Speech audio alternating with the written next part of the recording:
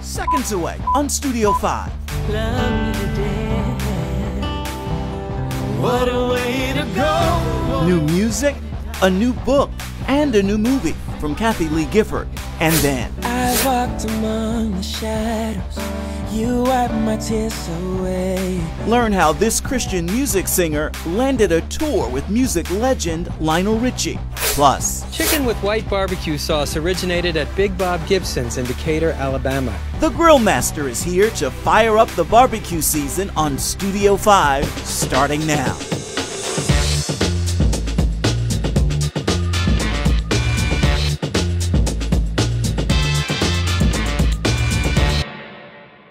And welcome to Studio 5. We are sitting down with Kathie Lee Gifford in just a moment. Right now, though, we want to fire up this week's countdown clock and begin our look at the leading headlines in the world of uplifting entertainment news. Here are your first two.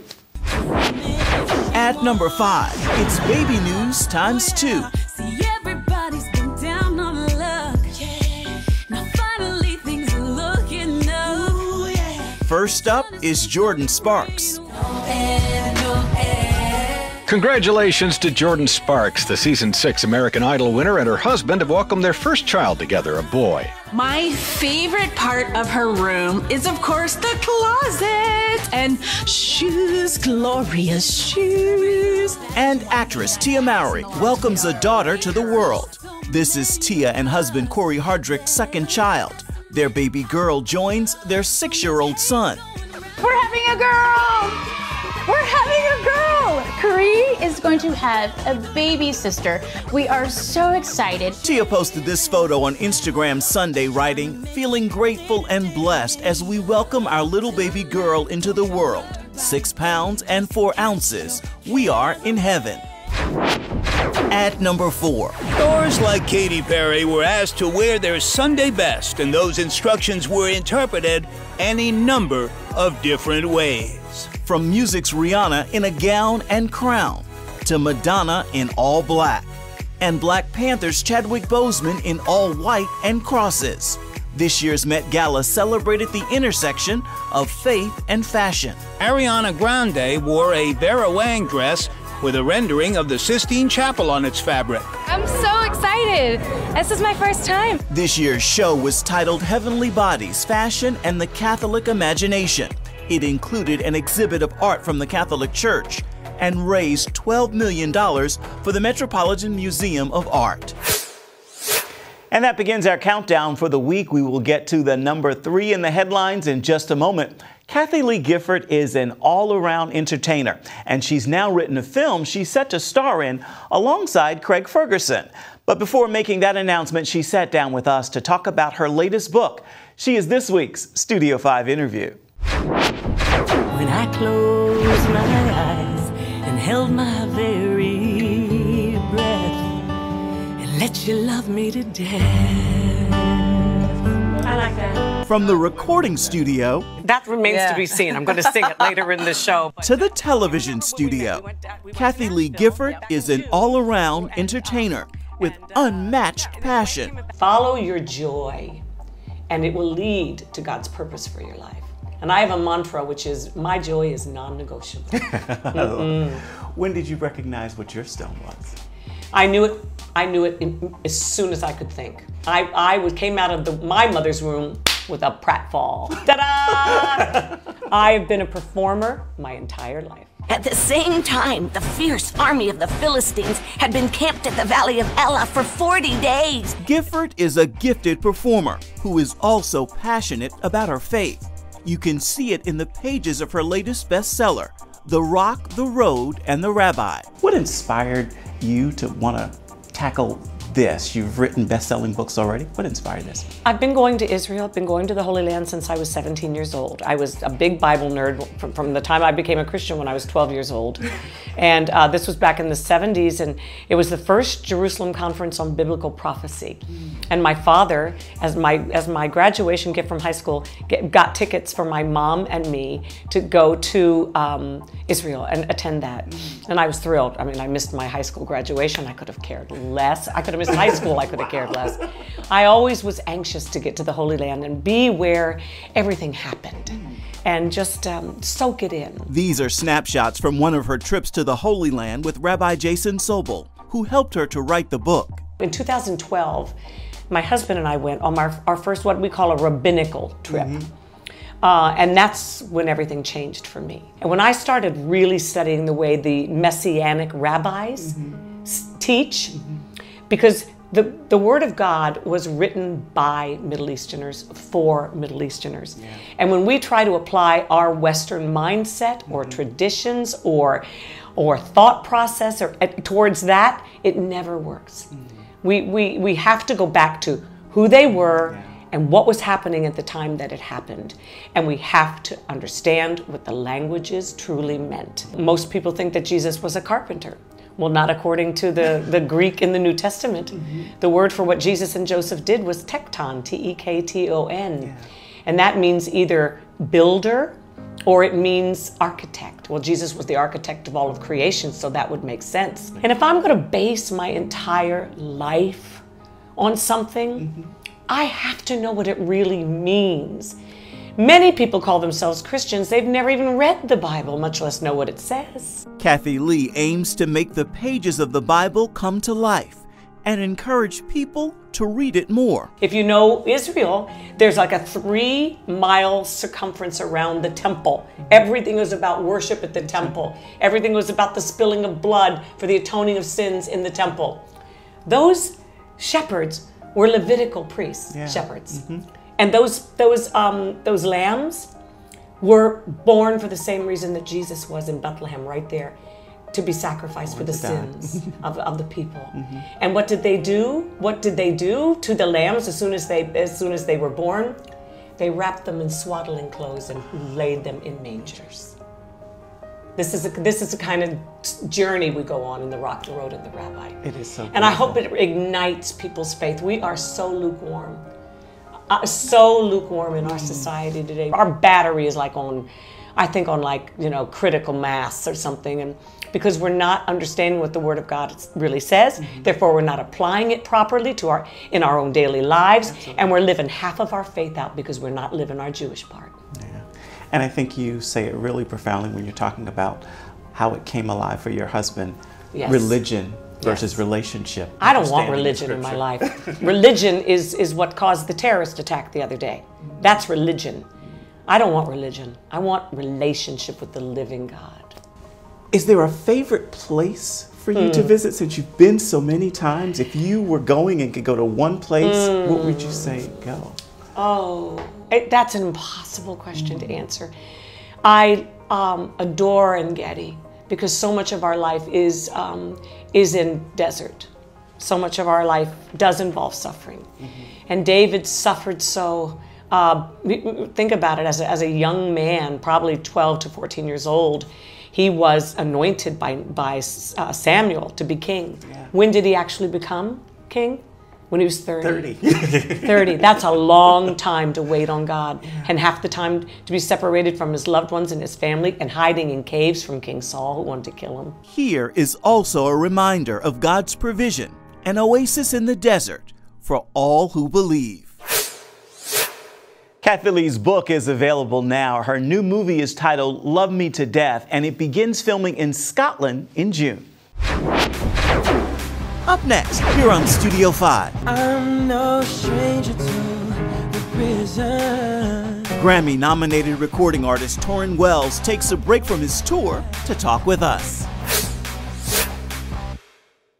And welcome back to Studio 5. The countdown of the best headlines in the world of uplifting entertainment news continues now. Here's number 3. At number 3, and as we reported earlier, Alrighty, my movie that I've been telling you all about, called Love Me to Death, has found its leading man. What? Yes, and it is none other than Craig Ferguson. Kathie Lee Gifford has written the film, and she'll star opposite Craig Ferguson in a role that's unlike her real life in many ways. And she's not a woman of faith. And that was important for me, too. I've never really done a major project about people that don't share. I've always had a place to go with my pain, a place to take my hurts and my disappointments and leave them there and trust. Most people don't, and they are just doing the best they can, and they're good people. And It begins filming in Scotland in June. Hello. I am very happy to be making this movie with you, Kathie Lee Gifford. Not only are you beautiful and talented and funny and charming, you are also my boss, and I am afraid of you. At number 2. Pride is getting torn down. His confidence is worn out. Grammy-nominated singer Jamie Grace has a secret, and she's just now sharing it here with exclusive photos in People magazine. She and Aaron Collins are married, tying the knot on April 14th. Here it is. I'm married. Woo! Got married. I'm all married now. There he is. There's a husband that I have. I'm sorry. That's like the 800th time that she always does that. I'm so sorry. I still love you, baby. Thank you. Okay, I'm gonna get out the video now. Lord, I love the way you hold me.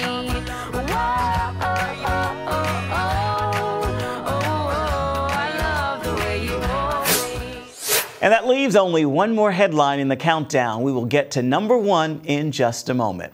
Fresh off his tour with music legend Lionel Richie and Mariah Carey, Grammy-nominated recording artist Tauren Wells is on a worship tour. Take a listen now to Tauren Wells, and you will hear why he's what's playing in my ear.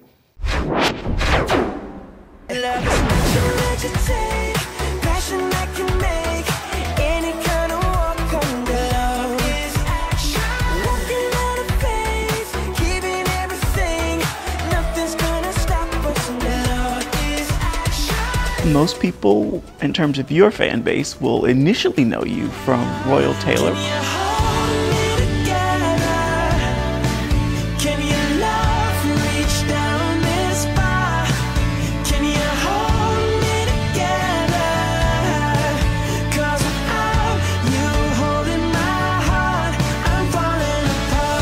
Royal Taylor was a treasured time in my life.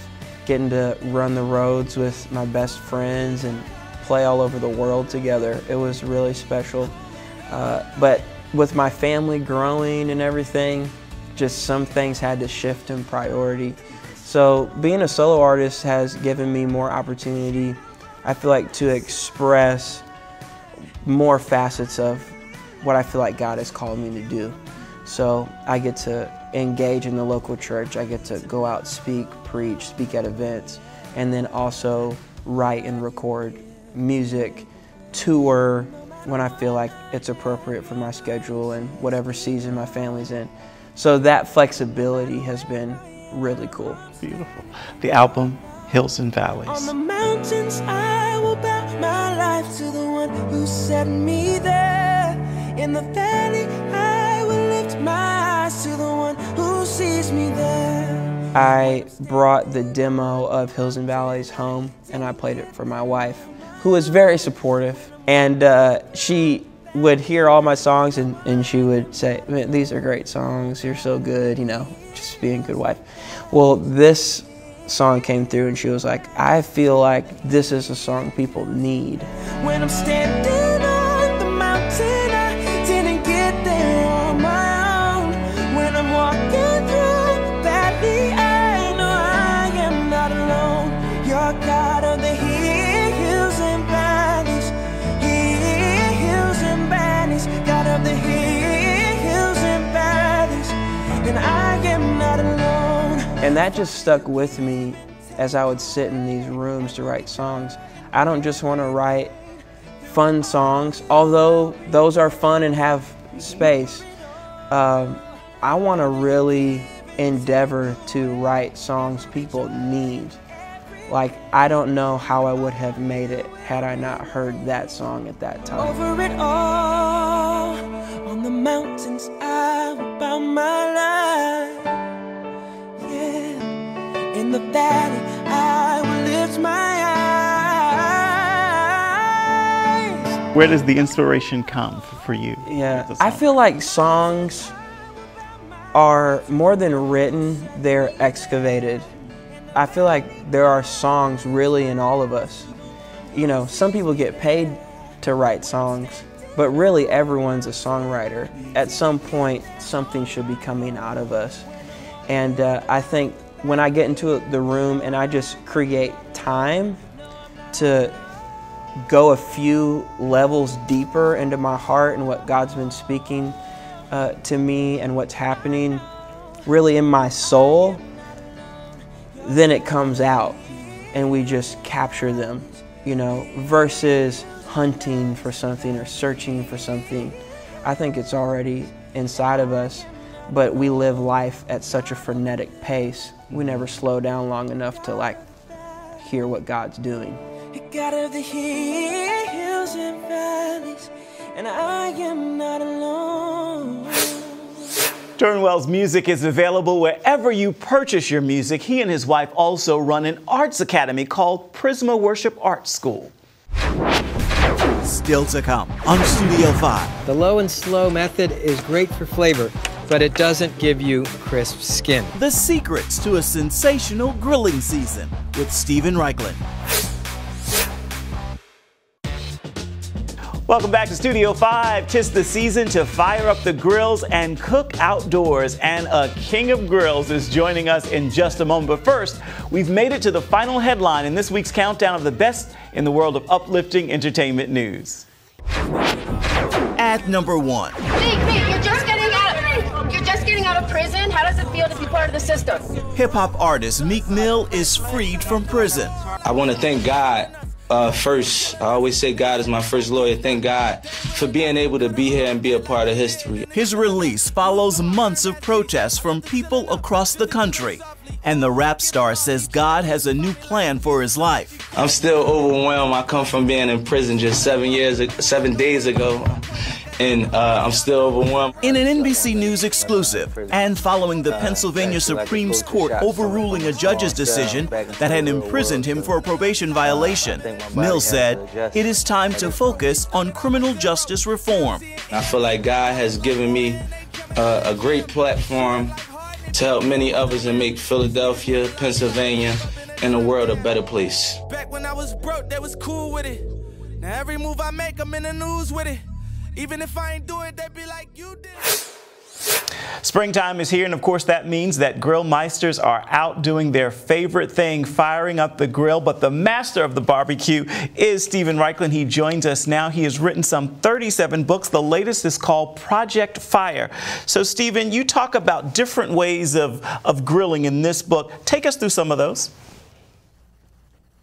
Well, the 5 main methods of grilling are direct grilling, which you'd use for steaks, indirect grilling, which you'd use for big foods like chicken, smoking, which you would use for ribs.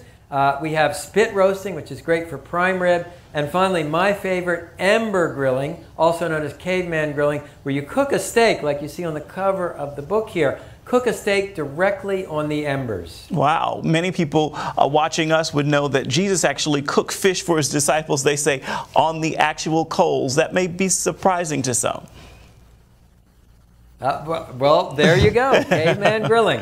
Divine grilling, if you will.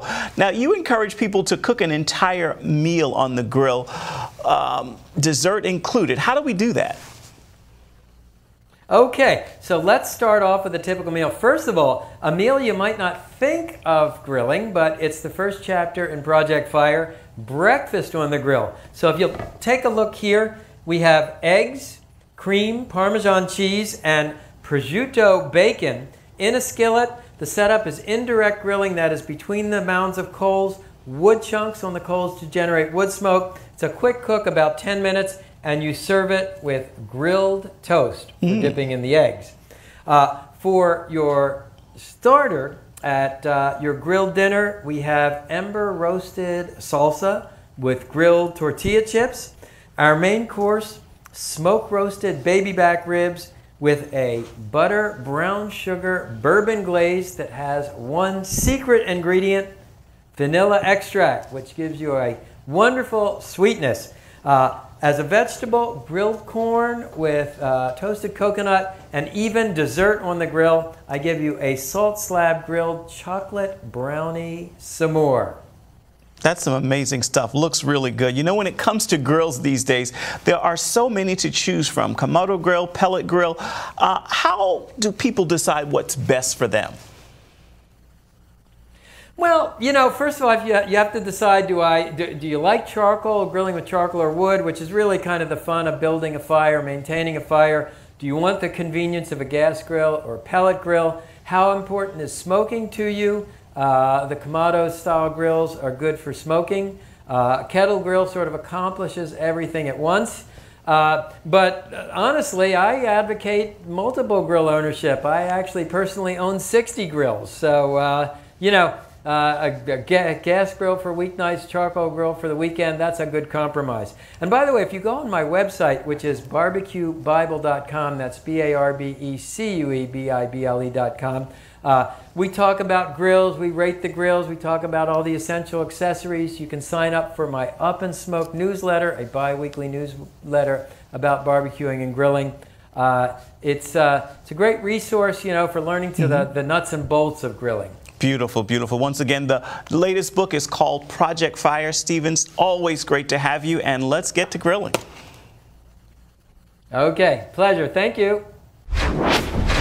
And still to come, you're on Studio 5. It's a new horizon, and I'm set on you. Singer and songwriter Pat Barrett goes beyond the music to bring a message to you, this Studio 5 audience. And welcome back. We are almost out of time for this episode, so here's a look at what we're working on for you for next week. Here at your feet, I can't see the unseen. I wanted to tell a different story of what God had done in my life in the last 4 years. And I fall on my face with angels and saints, and all I can say is holy, holy, holy are you, God. The last 4 years were probably some of the hardest I've walked through, with the death of my dad, and I had postpartum depression really bad after I had my second child. And I learned a lot in that season with the Lord. Only your perfect love for me remains. He's with me even in the mess and the hard times. And I wanted to be able to really capture that message and communicate it in a different way. So I did something I hadn't done before, which is going to the studio. That's a special episode we're working to bring you next week. I hope you will join us for that.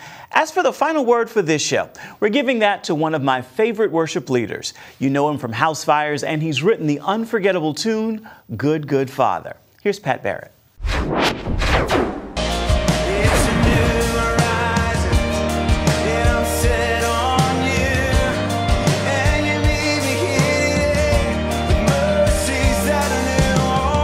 The question that I asked myself throughout the entire recording process and the songwriting was not like what songs do I feel like are good and that I'd be excited to share, because there's 50 to 55 songs that were like written throughout. The question I kept asking myself was, what songs feel like right now? What feel like now songs that feel really important, not only for me, but it's just that could be offered as a help. And you don't know how songs are going to be received, but you know, like that, I've been really following that feeling. What songs feel like if I don't put these out now, it'll be a mess. Thanks, Pat. That is a great final word for this edition of Studio 5. We'll have even more from him in a future episode of the show. Until then, and until next time, be sure to connect with Studio 5 on Facebook and Instagram for more exclusive, uplifting entertainment news you won't find anywhere else. You can also reach out and touch me at Ephraim Graham on Instagram, Facebook, Twitter, and Snapchat. And then I invite you to come on back and see where Studio 5 takes you next week. Bye-bye, everybody.